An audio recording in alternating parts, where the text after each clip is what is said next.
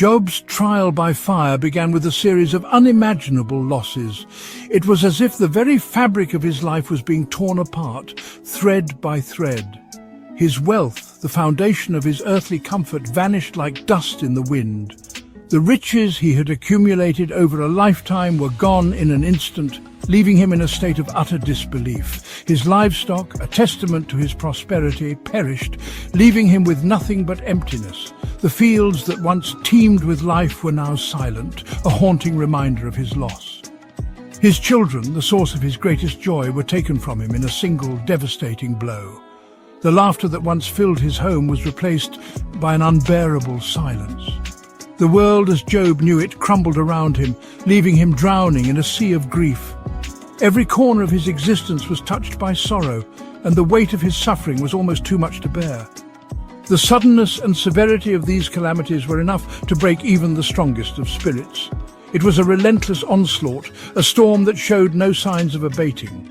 Yet Job, a man renowned for his righteousness, refused to be consumed by despair. Despite the overwhelming darkness, he clung to his faith with a tenacity that was nothing short of extraordinary. He tore his clothes, shaved his head, and fell to the ground in an act of utter desolation. These were the traditional signs of mourning, a physical manifestation of his inner turmoil. But even in his profound grief, he uttered the words that would define his resilience. "Naked I came from my mother's womb, and naked shall I return." These words were a testament to his unwavering belief in the divine order of things. The Lord gave, and the Lord has taken away. Blessed be the name of the Lord. In the face of unimaginable loss, Job's faith remained unshaken, a beacon of hope in the darkest of times. The loss of material possessions, though significant, paled in comparison to the pain of losing his children. The house, once filled with the sounds of laughter and joy, now stood as a silent monument to his grief. Every corner, every room echoed with memories of a life that was no more. They were his flesh and blood, his legacy, the embodiment of his hopes and dreams. Each photograph, each memento was a reminder of the love and happiness that had once filled his days. To lose them so abruptly, so senselessly, was a torment that cut him to the core. The weight of his sorrow was unbearable, a constant ache that gnawed at his soul. The laughter that once filled his home was replaced by a deafening silence. The vibrant energy of family life had been replaced by a haunting stillness, a void that seemed impossible to fill. The joyful chaos of family life became a haunting memory. The echoes of past laughter and the pitter-patter of little feet were now just ghosts in the halls of his mind. Job's grief was raw, visceral, and all-consuming. It was a pain that transcended words, a sorrow that seemed to have no end. It was a heavy cloak that threatened to suffocate him. Each day was a struggle, each moment a battle against the crushing weight of his loss. Yet, even in the depths of his sorrow, he clung to his faith. It was the one thing that gave him a glimmer of hope, a small light in the overwhelming darkness. He acknowledged God's hand in both the giving and the taking, refusing to curse the one who had allowed such suffering to befall him. His faith was a testament to his resilience, a beacon of strength in his darkest hours. This unwavering faith, tested in the crucible of unimaginable pain, became the anchor that kept him from being swept away by the storm. It was his lifeline, his source of strength, and the reason he continued to endure despite the overwhelming odds. News of Job's plight reached his three friends, Eliphaz, Bildad, and Zophar. They came with the intention of comforting him, of sharing his burden and offering solace. Initially, they sat with him in silence, their presence a testament to their shared grief. However, as days turned into nights and Job's lamentations continued, their silence gave way to words. Their words, though well-intentioned, were laced with accusations and judgments. They subscribed to the prevailing belief that suffering was a direct consequence of sin. They questioned Job's righteousness, insinuating that his misfortunes were a punishment for hidden transgressions. They urged him to repent, to confess his sins and seek forgiveness, implying that his suffering was self-inflicted.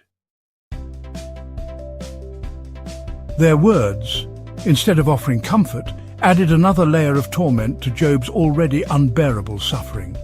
He found himself defending his integrity, proclaiming his innocence against the accusations of his closest friends. The pain of their betrayal, of their inability to see his righteousness, cut deeper than any physical wound. Job's friends, blinded by their rigid beliefs, failed to see the bigger picture. They were unable to comprehend that suffering could befall even the most righteous. Their insistence on finding a causal link between Job's misfortunes and his supposed sins revealed a fundamental flaw in their understanding of God's justice. Section 5. The Silence of God. As Job grappled with the loss of his family, his wealth, and the support of his friends, he cried out to God for answers. He questioned the injustice of his suffering, the seeming randomness of his fate, yet his pleas were met with silence. The heavens remained closed, and God, the one he had served faithfully, remained distant and unresponsive. This silence, more than any other aspect of his ordeal, tested the very core of Job's faith. It was one thing to endure physical and emotional pain, but to face the deafening silence of the divine was an entirely different kind of torment. It chipped away at his hope, fueling his doubts and pushing him to the brink of despair. Section 6. Wrestling with doubt and despair.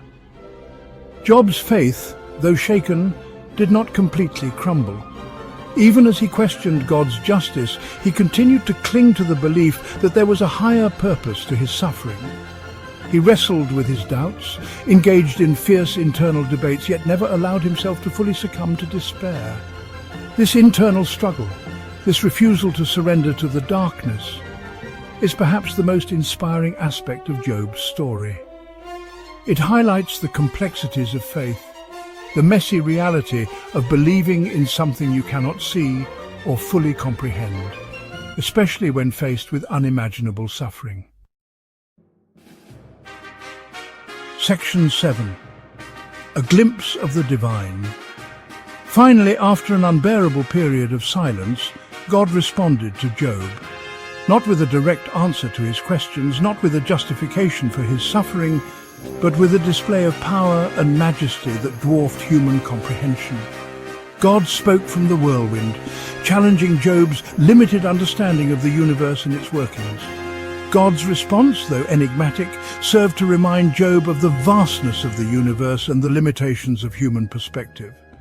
It was a reminder that God's ways are not our ways, that his thoughts are higher than our thoughts. Section 8. The Restoration and its Limits. In the aftermath of God's appearance, Job's fortunes were restored. He was blessed with new children, his wealth was doubled, and he lived a long and prosperous life. However, the scars of his suffering remained, a permanent reminder of the ordeal he had endured. The restoration, though significant, was not a complete erasure of his pain.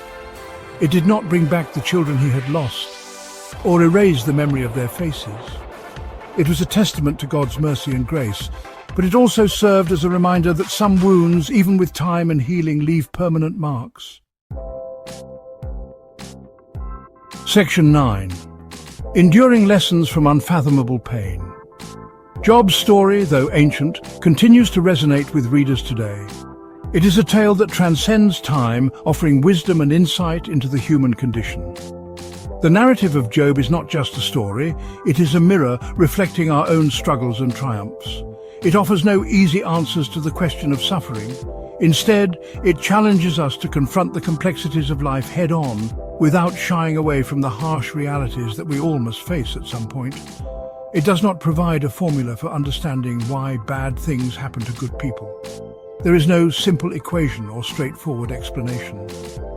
The story of Job is a profound exploration of the mysteries of life and the nature of human suffering. Instead, it offers a raw and honest portrayal of one man's struggle to maintain his faith in the face of unimaginable pain and loss. Job's unwavering faith, even when everything seemed lost, serves as a powerful testament to the strength of the human spirit. Job's journey teaches us about the resilience of the human spirit, the ability to endure and persevere through the darkest of times. It shows us that even in the midst of suffering, there is hope and the possibility of redemption. The power of unwavering faith, which can act as a guiding light in our darkest hours. Faith, as depicted in Job's story, is not about having all the answers, but about trusting in something greater than ourselves. And the importance of grappling with life's difficult questions, even when answers seem elusive.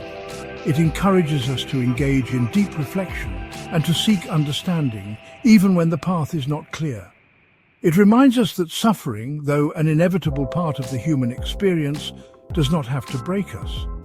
Instead, it can be a catalyst for growth and transformation, pushing us to discover strengths we never knew we had. It can refine us, shape us, and ultimately lead us to a deeper understanding of ourselves and the divine. Through Job's story, we learn that pain and suffering, while challenging, can also be pathways to profound personal and spiritual growth.